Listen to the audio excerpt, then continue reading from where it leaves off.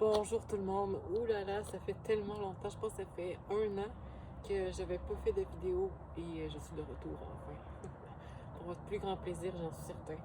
Et on aborde aujourd'hui un sujet très d'actualité, très pertinent peut-être pour plusieurs d'entre vous, les allergies alimentaires. On va pas voir toutes les allergies, donc les allergies aux noix, soja, tout ça. Non.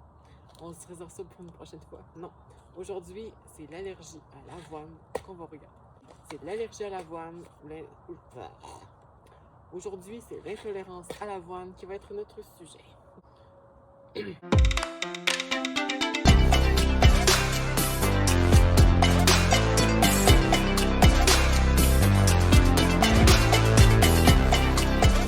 Alors, comme je le disais avant cette introduction très rythmée, hein, n'est-ce pas? N'aimez-vous pas notre nouvelle introduction de vidéo? Faites-nous-en part dans les commentaires. Bon.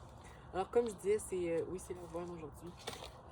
Parce que je sais, il y a beaucoup de personnes qui sont intolérantes ou allergiques au blé, au lait, aux produits laitiers, au lactose ou aux œufs, n'importe quoi. Mais il y a aussi des gens comme moi qui sont intolérants à l'avoine.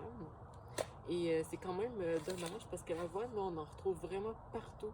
Que ce soit dans les muffins, les gâteaux, les biscuits. On peut en retrouver aussi dans les recettes salées. Ça ajoute une consistance, une texture moelleuse aux galettes, dans le burger, tout ça. C'est vraiment super bon. Mais c'est ça, malheureusement, j'ai dû éliminer, moi qui étais un très grand fan de l'avoine. J'en mangeais tous les jours, des fois 2 fois par jour. Un gros bol, depuis la pandémie, donc depuis août 2020, j'ai complètement retiré l'avoine de mon alimentation. Et pourquoi me demandez-vous que j'entends à l'oreille? C'est parce que ça causait des troubles intestinaux assez importants. Et mais voilà, vous n'avez pas besoin de savoir tous les détails. Et aussi, c'est ça, maux de ventre, tout ça. Je le digérais vraiment plus. Mais pourtant, avant, j'en mangeais, comme je vous ai dit, tous les jours. Et malheureusement. Et là, s'en est suivi une période de deuil où je ne voulais que manger de l'avoine. J'étais en manque. Mais finalement, j'ai commencé à accepter la chose et j'ai voulu recréer le goût ou l'envie que j'aimais ça l'avoine, mais là je peux plus en manger. Donc il faut que je trouve des alternatives. Et c'est ça que j'ai commencé à faire. Donc je les ai toutes essayées, croyez-moi. De l'orge, du seigle, de flocons d'orge, flocons de seigle, de flocons de ce que tu veux. Je l'ai essayé. Mais c'était pas toujours très concluant les résultats. Donc je vais vous présenter aujourd'hui les 3 options que je trouve vraiment les meilleurs là, au goût, puis aussi pour dans votre vie de tous les jours. Alors, j'ai commencé avec le flocon de quinoa ici, flocon de quinoa royal. J'ai trouvé ça chez Avril. C'est du flocon, c'est du quinoa qui a été comme et qui sent en fait un flocon. Alors, on dit que pour obtenir le flocon de quinoa, les graines de quinoa sont aplaties entre des rouleaux par matin, c'est une cuisson plus rapide. Tout comme les flocons d'avoine sont idéaux pour un déjeuner crémeux et nutritif. Bon, mon avis sur ce produit, c'est un très bon produit qui dépanne si vous n'avez pas les autres produits que je vais vous présenter tantôt. Parce que je trouve que ça ajoute. En tout cas, j'ai essayé pour un gruau, puis c'est vraiment, à mon goût à moi, c'est vraiment pas concluant. Ça fait l'affaire, mais c'est pas le goût que moi je recherchais. C'est pas aussi crémeux, c'est plus. Il y a un goût plus prononcé un peu, c'est plus. Je sais pas comment dire ça, c'est plus dur comme goût. C'est pas pareil, disons. Puis j'ai essayé aussi dans les biscuits et la forme des biscuits était pas. Ça grossissait pas les biscuits, ça restait comme tout aplati. Je sais pas si j'ai manqué quelque chose, mais en tout cas, les flocons de quinoa, on peut s'en servir. Ça sert vraiment pour dépanneur. Si vous n'avez plus rien, puis que vous avez une envie soudaine de manger quelque chose qu'il y avait auparavant du flocon d'avoine, mais que là, vous voulez remplacer, ça fait l'affaire. Mais c'est pas mon affaire préférée. Quoique c'est un très bon produit que je recommande. D'ailleurs, j'aime beaucoup Avril, épicerie, super santé, supermarché santé. Donc ça, c'est pour le flocon de riz. Ensuite, je me suis laissée tenter avec le flocon de riz. Vous ne saviez pas que ça existait? Ben moi non plus. J'avais jamais entendu parler de ça. Puis ce qui est bon, sur l'emballage, on dit que c'est pour le petit déjeuner, pour épaissir un potage ou réaliser une farce. Et croyez-moi, c'est très drôle les flocons de riz, vous allez vraiment rire. Ça doit être un autre type de farce, mais bon. En gruau, c'est avec comme un flocon d'avoine avec des noix et des fruits. C'est pas, encore une fois, c'est pas mon affaire préférée. Ça goûte, le flocon de riz est plus, il y a moins de goût, c'est plus neutre.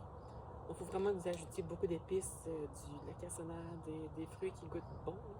Parce que sinon, ça va être quand même fade, sans vouloir blesser ce produit Préméal, qui est un très bon produit. Mais c'est une véritable révélation. Dans les galettes, les boulettes... oh, les boulettes, voyons les boulettes. En tout cas, j'avais fait des boulettes qui demandaient du quinoa. Pas de flocon de quinoa, mais du quinoa. Et on l'a remplacé par du flocon de riz. C'est vraiment bon, c'est étonnant comme goût. C'est vraiment, la recette est sur le site. C'est bien. Et on termine avec l'option qui, selon moi, est vraiment ma préférée. C'est flocon de sarrasin gogo quinoa. C'est vraiment bon, là. Sérieusement, là, c'est... Pour moi, c'est l'option préférée. C'est mon option préférée pour remplacer les flocons d'avoine. C'est vraiment bon. C'est sûr, c'est un peu plus fort. C'est pas comme ça. Mais ça ajoute la même texture moelleuse. C'est super bon. Les griots, là, j'ai retrouvé le plaisir de faire du griot avec le flocon de sarrasin. Pour vous dire à quel point c'est très bon. Vous faites cuire un peu de l'eau. Puis là, vous ajoutez des noix, vous ajoutez des fruits, vous ajoutez plein de choses. C'est super bon. J'ai retrouvé le plaisir de manger du griot dans la journée grâce à ça. Alors, bravo. C'est, je pense que c'est 5,49$ si je ne m'abuse. C'est super bon, vraiment. Vous ne serez pas déçus. Donc, si on résume, pour remplacer flocon d'avoine, vous avez 3 options. Ben, essayez vos propres options. Dans la vie, il faut essayer des options. Et c'est mes 3 options préférées. Ma préférée de toutes, c'est celle-là. Si je n'ai pas celle-là, je vais aller vers lui. Et si j'ai pas lui, je vais aller vers lui. Si j'ai pas lui, ben j'en ferai pas. Tout simplement, j'irai à l'épicerie en acheter ça. Alors voilà. C'est tout. J'espère que je réponds à votre question pour pouvoir remplacer l'avoine dans une recette. Moi, ça répond très bien à ma question et je vais aller justement vous faire un griot avec ça, un pâté avec ça et des boulettes avec ça. Alors, au revoir tout le monde. Merci beaucoup de m'avoir je sais pas comment finir.